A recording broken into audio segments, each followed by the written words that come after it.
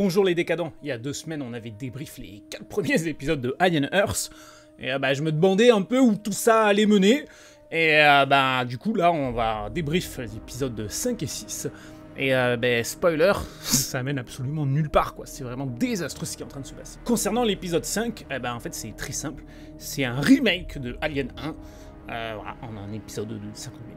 L'épisode est un flashback et il montre ce qui s'est passé dans le vaisseau qui s'est crash sur la Terre au début de la série. Du coup, c'est du vu et du revu. Le rythme et le suspense en moins, quoi, malheureusement. Le vaisseau, il est donc en route pour la Terre pour ramener plusieurs espèces extraterrestres pour la Weyland. Et en fait, il y a un saboteur à bord. Et du coup, voilà, on a un personnage qu'on avait vu là dans les premiers épisodes, qui est un mi-homme, mi-robot, voilà, qui est chargé de la sécurité du vaisseau et du coup qui mène l'enquête voilà, pour trouver le saboteur. Et donc l'épisode il essaie de nous donner un peu d'empathie, il essaie de faire vivre ces personnages, les personnages de ce vaisseau, l'équipage de ce vaisseau, mais ça tombe complètement à l'eau en fait. Voilà, il n'y a pas du tout assez de temps pour développer les personnages, donc c'est tous des clichés, et en fait on s'en bat les couilles d'eux, on n'a absolument rien à branler. Et alors je vois que je suis en train de tourner en lumière naturelle avec le soleil là, et voilà ça part en couille, donc je vais être surexposé, sous-exposé, désolé d'avance. Et du coup dans cet épisode, qu'est-ce qui se passe? Il se passe qu'en fait on va suivre le mec qui fait son enquête, voilà, sauf que c'est complètement éclaté au sol. Alors évidemment il y a des caméras de vidéosurveillance partout sur le vaisseau, mais il ne peut pas accéder aux fichiers vidéo, voilà évidemment sinon c'est pas drôle, qui doivent être restaurés. Évidemment ils sont restaurés à la fin de l'épisode.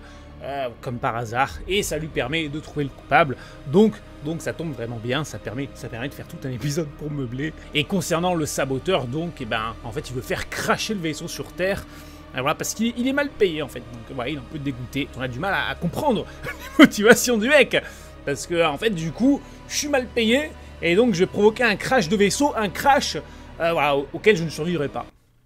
Voilà, c'est étonnant. Et d'ailleurs, il est recruté par Mark Zuckerberg himself, donc c'est encore un truc un peu bizarre, un peu incohérent dans cette série. Mark Zuckerberg qui l'appelle en visioconférence, du coup vidéo qui est stockée sur l'ordinateur du vaisseau, donc voilà, en fait, on a du mal à s'imaginer que c'est littéralement un des hommes les plus puissants de la planète, plus puissant qu'un politique, c'est comme si c'était un super président de la planète, mais il s'incrimine directement, dans cette histoire, avec preuve vidéo patati patata. On a du mal à se dire que c'est lui qui fait tout ça et qu'il n'envoie pas des hommes de main faire ce genre de basse besogne en fait. C'est vraiment bizarre quoi, ça manque de sens quoi ce truc. Moi dans l'idée je me dis qu'un mec comme ça voilà il délègue ce genre de besogne en fait à des hommes de main quoi, je suis désolé. Enfin dans cet épisode on a aussi la capitaine du vaisseau voilà qui est un peu en contrepoint avec le mec mi-homme, mi-robot, elle est dans l'empathie, elle essaye de sauver tout le monde, évidemment, epic fail. Et d'ailleurs, elle a une romance avec un mec dont on s'en bat les couilles, et ils baisent dans la salle où ils entreposent tous les aliens, ils entreposent les monstres qui veulent ramener sur Terre. Donc voilà, pourquoi baiser là? Voilà, on ne le saura jamais. Ah, c'est parce qu'en fait, ils baisent là parce que c'est interdit de baiser. Et du coup, il baise pour échapper aux caméras de vidéosurveillance. Ouais, sauf qu'en fait, il y a des caméras de vidéosurveillance ici, donc ça sert à rien. Et d'ailleurs, pourquoi c'est interdit de baiser dans le vaisseau? On ne le saura jamais. Franchement, il y a vraiment beaucoup de trucs bizarres. Et du côté des monstres, on a le xénomorphe. Mais la série nous montre un peu aussi, comment ça s'appelle un parasite œil, donc qui se greffe, qui remplace l'œil de son hôte et qui prend possession de l'hôte. Et ce parasite a un fight avec le xénomorphe, un fight complètement série Z, on dirait Steven Seagal. Je sais pas qui c'est qui a validé ça, mais c'est ahurissant de regarder ce truc. Et après on a un autre parasite qui est tout en synthèse, ils sont tous en synthèse pour information, et ils ont tous un chara-design dégueulasse, et là voilà, on est sur une tique de l'espace, voilà, c'est pas très original, elle pond dans une gourde d'eau, et un peu tout l'épisode essaie de nous faire un suspense, oulala, qui c'est qui va boire dans la gourde, et qui c'est qui va être infecté par la tique de l'espace, et oui d'accord, mais en fait on s'en fout, on s'en fout, parce que les personnages on les connaît pas, c'est que des PNJ, dans Alien 1, on était vraiment hyper impliqués, on apprenait à connaître les membres de l'équipage, les relations qu'ils avaient entre eux, etc., franchement on était impliqués dans ce qui se passait, mais là on s'en branle, c'est juste une bande de figurants quoi. Et enfin on a le xénomorphe qui pop à la fin, et franchement il se fait victime, il se fait mettre une trace par la capitaine du vaisseau, voilà, donc déjà victime au sprint. Ensuite il se fait bolos par le machin dans l'œil. Franchement il est ridicule, c'est censé être la menace, c'est censé être la grosse menace, et puis c'est un peu la star de la série. et il est complètement éclaté au sol. Et d'ailleurs, ils lui ont mis... on voit que c'est un mec dans un costume, et bah, je sais pas, normalement, c'est censé bien rendre, hein, et là, c'est vraiment... il y a un truc qui cloche quelque part. Je sais pas comment ils ont réussi à chier ça, parce qu'en fait, oui, c'est vite ridicule, mais Ridley Scott, ce qu'il faisait dans le premier Alien, ouais, c'est qu'il le filmait, voilà, franchement, il le filmait avec parcimonie. Le xénomorphe, il était pas tant présent que ça à l'écran, et quand il était présent, il y avait des cadages, des trucs qui lui donnaient un côté complètement surnaturel, comme ce moment où il marche en travelling, on a un plan terrifiant, et il a une gestuelle complètement hors norme, et on a l'impression qu'il flotte, et c'est ça qui fait que ça marche, quoi.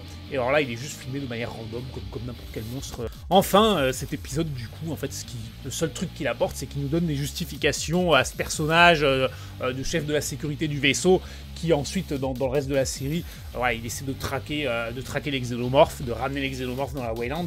Et en fait, bah, sa super motivation d'être complètement attaché à ça, c'est que sa fille, elle est morte pendant qu'il était dans le vol. Sa fille était morte. Du coup, il a décidé de devenir la pute de la Wayland. Et ensuite, bah, vient l'épisode 6, du coup, qui vient à la suite de l'épisode 4, quoi. Putain, mais franchement, mais que dire, quoi. Franchement, il n'y a rien à dire. No joke, il n'y a rien à dire. Tout l'épisode, il meuble. Il fait que meubler. Mais comme toute la série, en fait, quoi. Et en plus de ça, ça commence à ressembler de plus en plus à une série Z mal fichue, parce qu'à la rigueur, au début de la série, on avait plusieurs environnements, on avait on avait le crash du vaisseau, etc.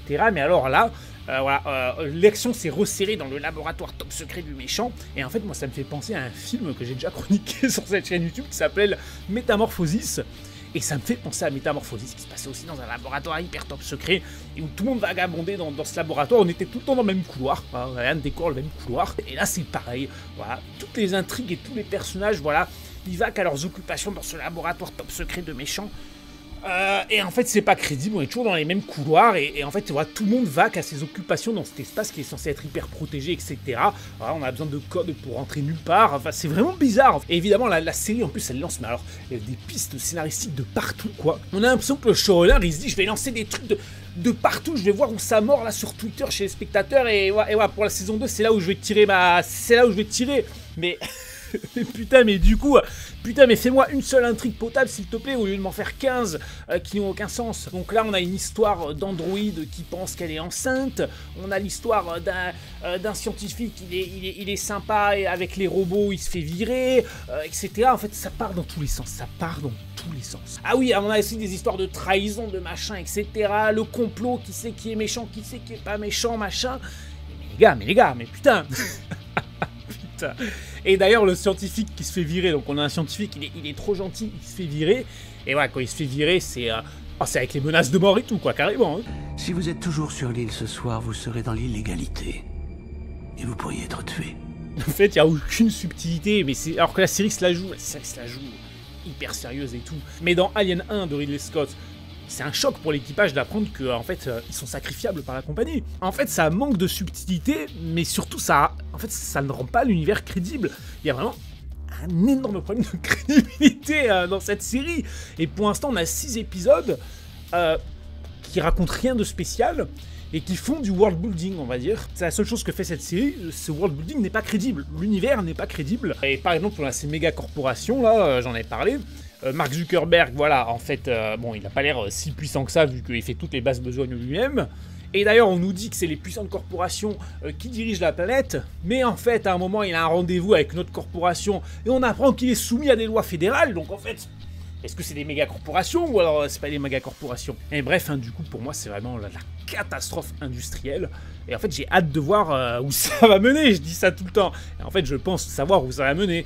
On va avoir, je pense que la saison 1 va se terminer voilà, sur un cliffhanger, sur la promesse d'une saison 2 où il va se passer quelque chose. Voilà, c'est tout. Et du coup, on aura eu une saison 1 qui est juste un teaser de la saison 2. Mais sauf que à la rigueur, pourquoi pas, même si c'est vraiment très discutable, mais à la rigueur qu'au moins la saison 1 ait rendu l'univers crédible. Mais là, pour la saison 2, ça va vraiment être très très compliqué. Et je pense que la série va suivre un peu le même chemin que la série Halo, qui avait été un peu un epic fail aussi. Et pourtant moi, je fais partie des rares personnes qui avaient bien aimé la série Halo, même s'il y avait des gros problèmes, notamment de cohérence, etc. Voilà, la série avait pas réussi à retomber sur ses pattes malgré une saison 2 qui était correcte. Mais alors là, pour Alien Earth, ça va être encore plus compliqué que Halo, et bon, honnêtement, je sais même pas si on aura une saison 2.